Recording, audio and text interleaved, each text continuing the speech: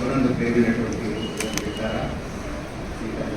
ప్రభును రక్షకుడైన యేసుక్రీస్తు వారి యొక్క ఘనమైన నామమున మనము ఈరోజు ఆరాధన కూడుకునిండగా ఆరాధన సహాయకమైనటువంటి వచన భాగాలు ధ్యానిస్తున్నాం. బైబిల్ గ్రంథంలో కొలస్సీయులకు రాసిన పత్రిక 1వ అధ్యాయం 17వ వచనం చూస్తున్నాం. చూడండి, అందరూ బైబిల్ దయచేసి చూడాలని. కొలస్సీయులకు రాసిన పత్రిక 1వ అధ్యాయము మీకు రెఫరెన్స్ ఇంతగా కావాలని కంటెంట్లో చూడండి, కంటెంట్లో దొరుకుతుంది. కొలస్సీయులకు రాసిన పత్రిక 1వ అధ్యాయం 17వ వచనం జ్ఞాపకం చేసుకున్నది. కొలస్సీయులకు రాసిన పత్రిక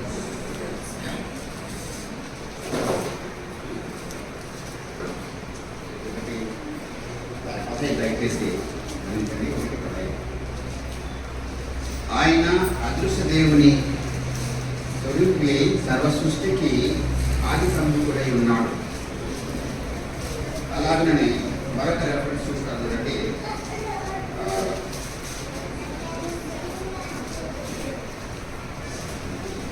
మొదటి తిమోతి రాసిన పత్రిక 1:17. మొదటి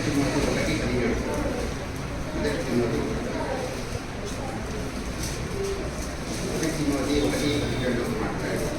ఏమిటంటే, సకల యుగములలో రాజై ఉండి అక్షయుడును అదృష్టుడులకు అద్వితీయ దేవునికి ఘనత మహిమయు కరుణాక ఆమేన్ అని చెప్తారు. ఈ రెండు వచ్చిన భాగాల్లో మనకు ఏంటంటే, గాడ్ ఈస్ ఇన్విజిబుల్, ఆయన అదృశ్య దేవుడు. ఇంకొక మనం చదివేటప్పుడు వేరే పాటలు చదివితే ఆయన సమీపించడానికి తెలుగులో ఉన్న దేవుడు అని మనకు తెలుసు. మరొక వచ్చిన బాగా పరిచయం ఏంటంటే, మనకు ఇక్కడ చెప్పబడినట్లు యోహాను సువార్త 4:4 మనకు ఎదుర్కొంది. దేవుడు ఆత్మ కనుక ఆయన ఆరాధించుకోవాలి, ఆత్మతో సత్యంతో ఆరాధించుకోవాలనే మాట ఉంది. ఈ మూడు మాటలు మనకు ఇప్పుడు ఆరాధనకు సహాయకరంగా మనం జ్ఞాపకం చేసుకున్న భద్రమైన ఏం రాయబడింది. మొదట కొలస్సీ పత్రికలో అదృశ్య దేవుడు అన్నాడు. ఆయన అదృశ్యమైన దేవుడు, ఆత్మరూపి. ఆయన ఎక్కడున్నాడు? దేవుడు ఆకాశం మహాకాశం పట్టణ దేవుడుగా 3వ ఆకాశం పైన ఉన్నాడు. ఆయన ఫస్ట్ స్కైయే మనకు అంతుపట్టదు, సెకండ్ స్కైయే ఇంకా దానికంటే ఎక్కువ, మళ్ళీ 3వ స్కై మనం చూసినట్లయితే 3rd స్కై తర్వాత ఆయన ఉన్నాడు. అంటే గ్రావిటీ తర్వాత. ఇప్పుడు మన సైంటిస్టులు ఏం చేస్తున్నారంటే, వాళ్ళు వెళ్ళాలని చూస్తున్నారు, చంద్రమండలానికి పోవాలా, అక్కడ పోవాలా, ఇక్కడ పోవాలా అని ఎంతో ప్రయత్నం చేస్తున్నారు. సునీత విలియమ్స్ కూడా వెళ్ళినట్టు మనం చూస్తున్నాం, మంచిదే. కానీ వీరికి అందుబట్టనేటువంటి హైయెస్ట్ పొజిషన్లో దేవుడు ఉన్నాడు. అంత ఉన్నంత మాత్రాన ఆయన ఎలాంటి వాడు? ఆయన ఎలాంటి వాడంటే, ఆయన క్యారెక్టరిస్టిక్స్, దేవుడి క్యారెక్టరిస్టిక్స్ అంటే యాటిట్యూడ్స్ అంటాను, అవి ఎలా ఉన్నాయంటే, ఈజ్ అ హోలీ గాడ్. ఆయన పరిశుద్ధుడైన దేవుడు. ఆయన జలస్ గాడ్ అంటే ఆయన దోషం గల దేవుడు. ఇట్లాంటివి మనం చూసుకుంటే సుమారుగా 20 దాకా ఆయన పెట్టినటువంటి నేచర్స్ బయలుపడ్డాయి. కనుక అటువంటి దేవుడు మనకు దేవుడై ఉన్నాడు. ఆయన అదృశ్య రూపుగా ఉన్నాడు. మరి ఆరాధనకి ఇది ఎలాగ సరిపోతుంది అనుకుంటే, అదృశ్య దేవుడుగా ఉన్నాడు. తర్వాత ఆయన చూడండి, మనం ఆ సర్వ సృష్టికి ఆది సంభూతుడైనాడు. ఈ లోకం సృష్టించబడడానికి ముందు, ఈ ఆకాశ నక్షత్రాలు సృష్టించడానికి ముందు శూన్యంలో ఆయన ఉండి, శూన్యంలో నుండి సృష్టికి సృష్టించబడ్డాడు. మాట చేత సృష్టించాడు. కలుగును గాక అనగా ఆదికాండం 1వ అధ్యాయంలో చూస్తే మనం అధ్యాయం అంతా కూడా క్రియేట్ కాబడింది. Word is created by the word of God. Yes, అంత పవర్ఫుల్ అనమాట ఆయన. కనుక అలాంటి దేవుడు, సృష్టిగత దేవుడు, ఆది సంభూతుడు, అందరికంటే ముందున్నవాడు, అదృశ్య దేవుడు నుండి దేవుని స్వరూపం ఏంటి? ఆది సంభూతుడైన దేవుడు మరి దేవుడు ఉన్నాడు. ఇంకొక మాట 1:17 తిమోతిలో చూసినప్పుడు ఆయన ఏంటి? ఆయన కూడా అదృశ్య దేవుడు కూడా రాయబడింది, తిమోతిలో రాయబడింది. ఇప్పుడు కాంటెక్స్ట్ ఏంటంటే, అదృశ్య దేవుడుగా ఉన్న దేవుడు ఎందుకు ఆయన కుమారుడుగా ఈ లోకానికి పంపించబడ్డాడు? ఒక పర్పస్ ఉంది, దేవుడి లోకానికి రావడానికి ఒక పర్పస్ ఉంది. తను ఎలా వచ్చాడంటే he was manifested in flesh and blood, అంటే రక్త మాంసంలో పాలిభాగస్తుడైనాడు ఆయన.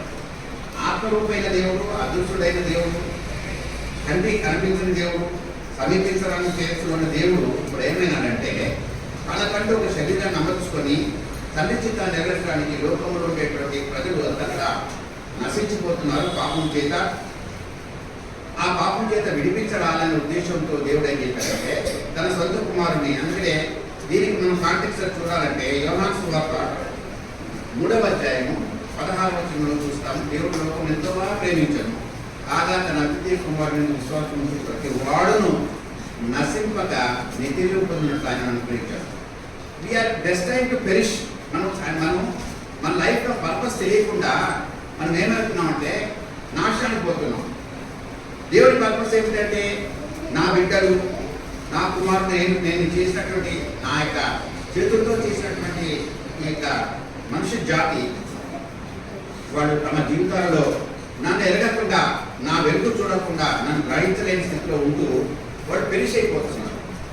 World is a dark place అన్నమాట. ఈ ప్రపంచం అనేది చీకటిది, అంటే పాపముతో సింధుతో కూడినటువంటి ఈ యొక్క లోకంలో దేవుడు వెలుగుగా ప్రకాశించాడు. అందుకని యోహాను చూస్తాను కానీ చీకటి వెలుగు చీకటిలో ప్రకాశించుతుందని కానీ చీకటి దాన్ని కనుగొనలేదు. ఈ లోకమంతా చీకటి, ఎక్కడైతే సిన్ ఉంటుందో టోటల్గా ఆ సిన్నులో కంటామినేటెడ్ అయింది. ప్రపంచం అంతా లోకమంతా కంటామినేటెడ్ అయింది. అయితే దేవుడు ఏం కోరుకుంటున్నారంటే ఎందుకు వచ్చింది ఆ చీకటి అని కొంతమంది ప్రశ్నిస్తారు. అది ఎందుకు వచ్చిందంటే ఆదాము చేసినటువంటి మొదటి పాపం వల్ల. ఆదాము తను దేవుడు చెప్పినటువంటి ఆజ్ఞను అతిక్రమించాడు. ఈ trespass the law of God. అదే అన్ని మంచిగా ఉండాలా, నా కుమారుడు నాకు మంచిగా ఉండాలని ఏ జరుగుతుందో ఏమైనా ఆదామును అవ్వను సృష్టిస్తే ఆ సైతాన్ వచ్చి ఏం చేసిందంటే టెంప్ట్ చేసింది. తినవద్దు అనే పట్టును తినడానికి ప్రేరేపించి మొదట అవ్వను పడగొట్టింది. దాని తర్వాత ఆదాము దగ్గర తీసుకొచ్చి ఆదాము కూడా తిన్నాడు, పాపం ఎంటర్ అయింది, డిఎన్ఏలో ఎంటర్ అయింది. సో ఆనాటి నుంచి ఈనాటి వరకు కూడా మానవుల సంతతిలో డిఎన్ఏలో సిన్ ఈజ్ హిడనింగ్, అంటే అది దాగుకొని ఉంది. ఆ సిన్నును పోగొట్టాలంటే పైన కర్మాచారాలు చేయడం వల్ల, నదుల్లో మునుగటం వల్ల, లేక తల ఒడుగులు కొట్టించడం వల్ల, లేక ఇతరమైనటువంటి సాధనాల వల్ల ప్రయత్నాలు చేస్తున్నాడు మానవుడు. పాపం పుణ్యం చేస్తే బాగుంటుంది, దాన ధర్మాలు చేస్తే బాగుంటుంది, కర్మ సిద్ధాంతాన్ని పాలిస్తే బాగుంటుంది అని రకరకాల సిద్ధాంతాలు చెప్తున్నారు. కానీ దేవుడు చెప్పిన మాట ఏంటంటే ఆయన ఒకటే కేటగారికల్ స్టేట్మెంట్ ఇచ్చాడు. ఒకటి చెప్పాడు, నేనే మార్గము, నేనే సత్యము, నేనే జీవమును, నా ద్వారా తండ్రి ఎదుకు ఎవరు రానేరు. ఎందుకు వచ్చాడంటే ఆయన కేపబిలిటీ ఉంది, కెపాసిటీ ఉంది. Why we are worshipping as God. ఆత్మరూపైన దేవుడు, అదృశ్యరూపైన దేవుడు ఒక శరీరాన్ని రక్త మాంసంలో మన వల్లనే ఫ్లెష్ అండ్ బ్లడ్లో ఆయన కన్యక గర్భంలో జన్మించిన వాడుగా ఉంటున్నాడు. జన్మించి మన వల్లే ఆయన జీవించినాడు. లోకంలో 30 సంవత్సరాలు జీవించాడు. దేవుని యొక్క పని మీద ఉన్నాడు. ఈ purpose is to save the people from there sins. అందుకనే యేసు ప్రభు ఎవరంటే వారి పాపం నుండి, తన ప్రజల పాపం నుండి ఆయన రక్షించడానికి లోకానికి అందించిన దేవుని కుమారుడుగా ఉంటున్నాడు. కనుక వచ్చాడు, 30 సంవత్సరాలు ఆయన సేవ చేశాడు, స్వస్థపరిచాడు, ఎన్నో రకాలుగా దేవుడు అద్భుత కార్యాలు చేసి తన పర్పస్ ఏమో పూర్తి చేసుకుని వెళ్ళాడు. ఏంటి ఆ పర్పస్? అదృశ్యుడైన దేవుడు ఏమైనాడు? ఒక మానవ రూపంలో వచ్చాడు. రూపమైన దేవుడు, ఆత్మైన దేవుడు కూడా ఏం చేశాడంటే ఒక రూపం ధరించుకుంటాడు. ఆ రూపం ఎలా ఉంది? మనుష్య రూపంలో. యేసుప్రభు లోకంలో సశరీరుడుగా ప్రత్యక్షమైన కాలం సంపూర్ణమైనప్పుడు సశరీరుడుగా ప్రత్యక్షమై జరగవలసిన పని, భవిష్యత్తులో జరగవలసిన పని ఏం చేశాడు? మానవుడు ఉగ్రతకు పాలైనాడు. మానవుడు సిన్నులో ఉంటే కనుక వాడు నరకానికి పోతాడు. ఎవరు చూసొచ్చినాలే నరకము, ఏం చూసినా లేదు. కొంతమంది ఈనాడు కొన్ని విధంగా బాధాలు చేస్తున్నారేమో, కానీ ఎగ్జాక్ట్గా నేను ఒకటే మాట చెప్తాను, దేవుడు ఉన్నాడు అనే దానికి ఒక దర్శనం చెప్తున్నానండి. ఎందుకంటే మనం ఎన్నో చేస్తున్నాడు దేవుడు. నక్షత్రాలు తయారు చేశాడు, పాలపుంతలు తయారు చేశాడు, గ్యాలక్సీలు తయారు చేశాడు, భూమిలో కీటకాలు లేకపోతే జంతువులు తయారు చేశాడు, సముద్రంలో జలచరాలు తయారు చేశాడు, రకరకాలుగా చేస్తున్నాడు.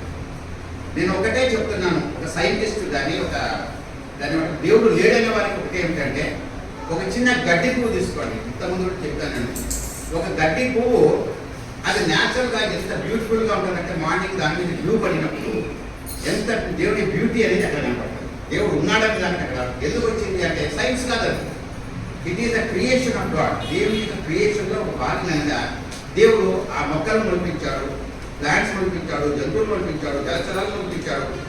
మానవునైతే తన స్వహస్తాలతో చేశాడు. అది మనకు ఉండేటువంటి మన దేవుడు ఎందుకు స్పెషాలిటీ ఇచ్చాడంటే, వాటిలాగా కలుగుందాకా అనలేదు కానీ ఆయన ఒక మట్టి తీసుకొని ఏదైనా ఆ మట్టిని ఒక దొమ్మగా చేసి ఆయన ఇచ్చిన దాంట్లో ఆయన ఊపిరి ఊదిన వాడుగా ఉంటున్నాడు. జీవవాయు ఊదగా మనుషులు ప్రాణం వచ్చాడు. మనం చనిపోతే ఈ ప్రాణాన్ని ఆయన తీసేసుకుంటాడు. కనుక మనం గమనిస్తే ఇలాంటి స్థితిలో మనం ఉన్నాం. మన స్థితి ఎలా ఉందంటే, నరకంలో వెళ్ళాల్సిన వాళ్ళము, పాపంలో పడిపోవాల్సిన వాళ్ళము. ప్రతివాడు తనకు ఇష్టమైన త్రోవ ఎంచుకున్నాడు. నాకు ఇదే బాగుంది, I take it is my pleasure, ఇది నాకు బాగుందంటే దేవుడు మాత్రం అది కాదు కదా. దేవుడు నేను తిరిగి ఆదాం చేసిన పాపం ద్వారా దూరం అయిపోయినావు. God wanted to have peace with you. నీతో దేవుడు పీస్ కావాలంటున్నాడు. ఈయన మనసులో ఎన్ని కలుపులు ఉన్నాయో, ఎన్ని బాధలు ఉన్నాయో, ఏమేమి రకాలు ఉన్నాయో వాటన్నిటిని తీసివేసి ఆయన నా యొక్క విశ్రాంతిని దయచేస్తాడు. అందువల్ల ఆయన విశ్రాంతి దయచేయడానికి ఏం చేశాడంటే, మనతో దేవుడితో సమాధానం పడాలంటున్నాడు. దేవుడితో ఆ అదృశ్యమైన దేవుడు 3 ఆకాశాలపై ఉన్న దేవుడితో సమాధాన పరచాలని ఆయన సమాధానకర్తగా మనం వచ్చారు. అందుకనే క్రిస్మస్ సీజన్ మీద కారణం ఒక వచనం చూస్తాము. తనకి ఇష్టమైన ప్రజలకు సర్వోన్నత దేవుడికి సర్వోన్నత స్థలంలో ఆయన మహిమ కలుగును కాక దేవుడితో అంటారు. ఏం చేస్తుంటారు? ఆ భూమి పైన ఆయన ఇష్టమైన ప్రజలకు సమాధానం, ఆయనకి ఇష్టమైన వాళ్ళకి సమాధానం. అంటే ఆయన ఎవరైతే యాక్సెప్ట్ చేస్తారో వారికి నిజమైన సమాధానం. ఆయనకు దూరంగా అయిపోయి మనమంతా, నేను కూడా ఇప్పుడు పెద్ద పెద్ద ఎవరుంటారు, భక్తులు ఉన్నారు. మీరు భక్తి సింగ్ అనుకోవచ్చునేమో, బాక్స్ అనుకోవచ్చునేమో, లేకపోతే ఇప్పుడు పెద్ద పెద్ద స్పీకర్స్ ఉన్నారు. వాళ్ళందరూ ఎవ్రీబడి, నో ఎక్సెప్షన్, ప్రతి మానవుడ పాపి దేవుడిని దూరం అయిపోయినాడు. వల్ల తిరిగి దేవుడు గ్రేస్ ఏమిటంటే, కృప ఏమిటంటే ఆయనతో రెస్టోర్ చేయాలి, దేవునితో తిరిగి సమాధాన పరచాలనే ఉద్దేశంతో. ఆ సమాధాన పరచాలంటే ఒకటే మాట ఏంటంటే, ఆయన తన రక్తాన్ని చిందించాలి.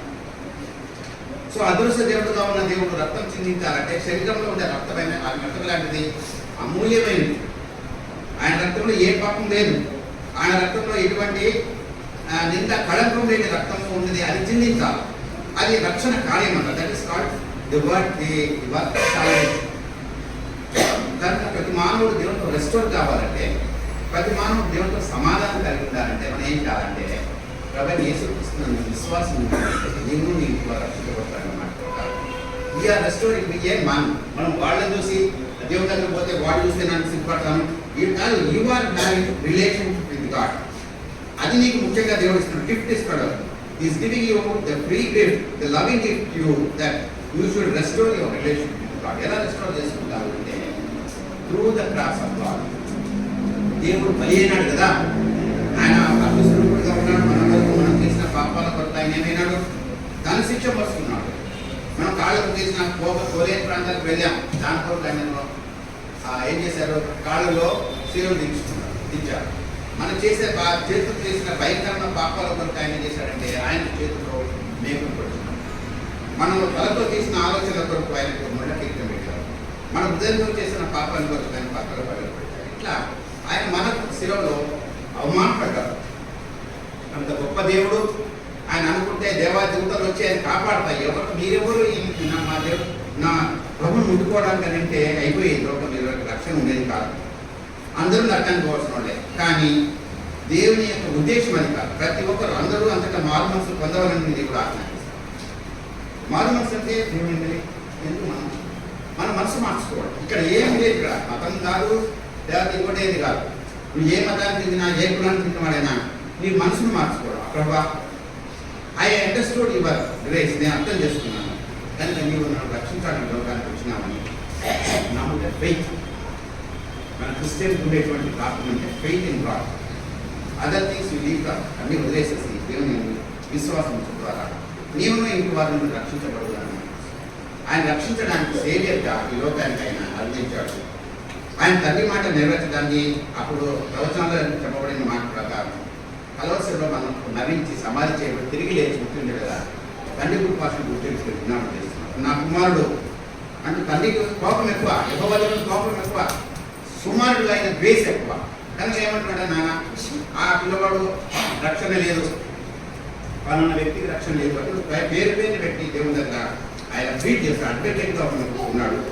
మనం ఎప్పుడైతే యేసుప్రభువుని యాక్సెప్ట్ చేస్తున్నామో you are becoming the son of God. Not ఈ లోక సంబంధమైన తల్లిదండ్రులు మనకు ఉండొచ్చునేమో కానీ నేను పాపిని, నా పాపంలో ఒక ఈ లోకానికి దేవుడు వచ్చాడు, నాకు ప్రాణం పెట్టాడు, సమాధి అది నాకు మాత్రమే కాదు. ఇది న్యాచురల్ ప్రాసెస్.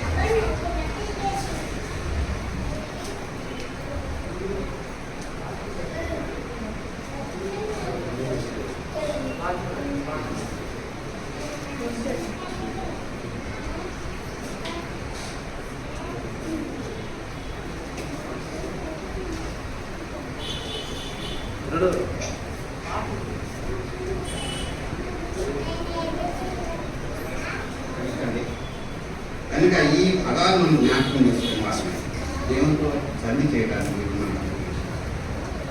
మరి ఈ మాటలు బట్టి మరి యెషయాగ్రంథం చూస్తాను చూడండి. దేవుని యొక్క అద్వితీయ స్వరూపం చూసాము, ఆయన యొక్క హైయెస్ట్ క్వాలిటీ చూసాము, యాట్రిబ్యూట్ చూసాము. ఆయన ఎందుకు మనం తగ్గించుకున్నాడు. మనం ఏమైనా చిన్న విషయానికే నేను ఇంత గొప్పవాడి కానీ ఆయన ఇంత గొప్ప దేవుడు మన పాపం నుండి మనం విడిపించడానికి ఆయన ఎంత బాధపడ్డాడో ఆ క్రాస్ అనేది ఎలా కనపడుతుంది చూడండి. యెషయాగ్రంథం 53 మనం చూస్తాము. దయచేసి చూడండి, 53 చూడండి. దయచేసి దేవుడి గురించి మాట్లాడుతున్నారా మీరు ఆయన వాక్యాలు రిసీవ్ చేసుకోండి.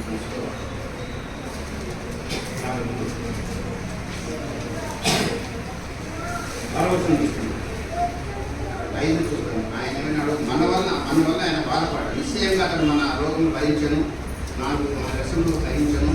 ఆయన మొత్తపడిన వాను గాను, దేవుని వల్ల బాధించబడిన వాను, శ్రమనొందిన వాను గాను మనం అతని ఎంచితిమి. మన అతిక్రమను బట్టి ఆయన గాయపరచబడ్డాడు. మన అతిక్రమను బట్టి మనం చేసిన తప్పు మనకు రావాలి పనిష్మెంట్, కానీ ఇన్స్టెడ్ ఆఫ్ అస్ ఆయన మన కొరకు పూట తప్పుగా జాగ్రత్తగా అయ్యా ఆయన తప్పు దేవుడా ఆయన శిక్ష విధించవద్దు. అతను తెలియకుండా పాపం చేశాడు.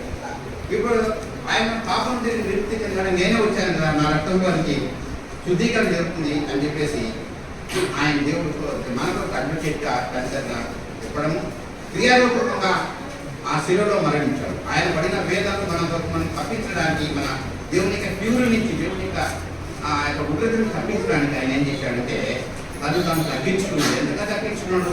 శిలో మరణం పొందినందుగా తగ్గించుకున్న వాడే ఆయన తాను శిలో తప్పించాడు. ఆయన చంపినవాడు కాదు అక్కడ, ఆయన తన ప్రాణాన్ని దేవునికి అర్పించుకున్నాడు. ఆయన వచ్చినటువంటి పర్పస్ ఏంటి? ఆ పర్పస్ సాల్వేషన్ క్రియేట్ చేసేసి ఆ ప్రక్రియ జరిగిన తర్వాత వెళ్ళాడు, పరలోకానికి వెళ్ళాడు. పరలోకంలో మన కొరకు విజ్ఞాపన చేస్తాడు. మరణించి సమాధి చేయబడ్డాడు. ఈరోజు ఆదివారం అన్ని దేశాల్లో అన్ని నగరాలలో ఉండే ప్రతి చర్చిలో కూడా దేవుని యొక్క మరణ పుంతాలను జ్ఞాపకం చేసుకుంటూ ఆయనను మనం వర్షిప్ చేస్తాం. Worship is the highest thing that we can give offer to God. మన హృదయాల్లో ఉండేటటువంటి ఆరాధన దేవునికి మనం ఆయన ఆగ్రహిస్తాడంట. సువాసంగా అక్కడ నా కుమారులు, నా బిడ్డలు నా మరణపుత్రాలను జ్ఞాపకం చేసుకుంటారని ఆయన సంతోషపడతారు. కనుక మనం ఆదివారం నాడు చిన్న మందిగా పోతున్నాం. ఎందుకంటే ఇక్కడ ఎగ్జామ్షన్ ఏం లేదు, కలర్ కాంపిటీషన్ కాదు, లేకపోతే పొడుగు నొప్పి కాదు, లేకపోతే అందరినీ కాదు కానీ పాపం అనేది అందరికీ కామన్ డినామినేట్. దీన్ని తొలగించాడు యేసు ప్రభు ఈ లోకానికి వచ్చాడు. ఈ 53 అధ్యాయం తర్వాత ఒక ఇంట్లో మనం చదువుకుంటే అందులో అక్కడ ఏముంది 53:6 కేటగిరీ మనమందరం గుర్రలే త్రోడు తగ్గి మనలో ప్రతి వాడును తనకి ఇష్టమైన త్రోడు తొలగాను.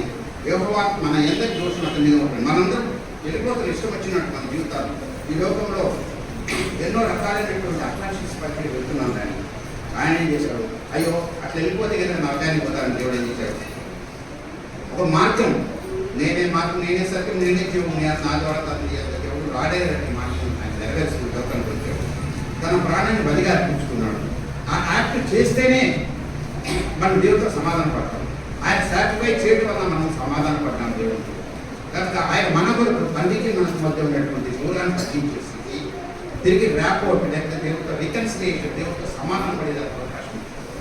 కనుక ఈరోజు మనం ఆరాధిస్తున్నామంటే లోకంలో సర్వలోక పరిస్థితులు ఆ ప్రాంతంలో కేవలము ఆయన మన ఎడల చేసిన కృప, అదృష్టుడైన దేవుడు మన కొరకు సచీయుడిగా లోకంలో ప్రవేశించిన తెలుగు అమర్చుకుని రక్తమాంసంలో పాలిభాగస్తుడై మన పాపంలో పరిహారమై ఆయన కలవసలో బలి అయిన వాడిగా ఉంటుండగా చూస్తున్నాం కదా. కనుక మనం ఈ ఆరాధన భావంతో మనం దేవుని ఆరాధించాలి. రకమైన ఆరాధనలో ప్రవేశించగలం.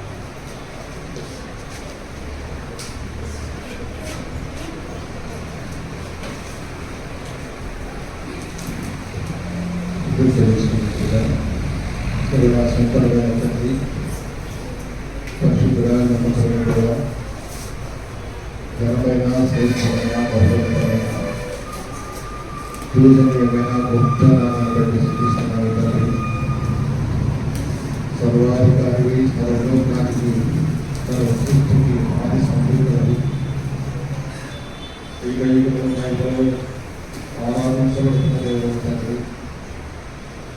సమీపించరాని తేజస్సులో ఉండి మీ మాత్రమే ఆరాధించబడుతున్న మహాదేవుడు, మా రక్షకుడు యేసు క్రీస్తు ప్రభు నామమున భూలోకానికి